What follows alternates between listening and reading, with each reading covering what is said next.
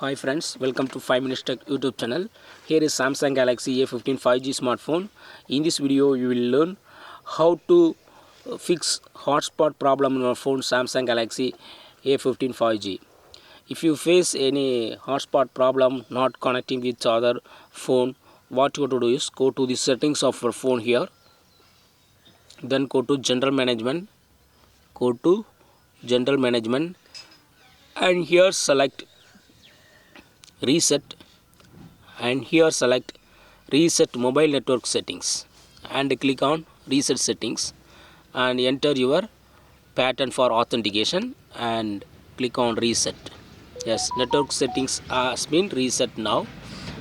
Now go back and click on reset Wi-Fi and Bluetooth settings and click on reset settings. Wi-Fi and Bluetooth settings have been reset. So if you do these two reset, then hotspot problem will be solved. Now freshly create mobile hotspot and connect to other device. There will be no problem as of now.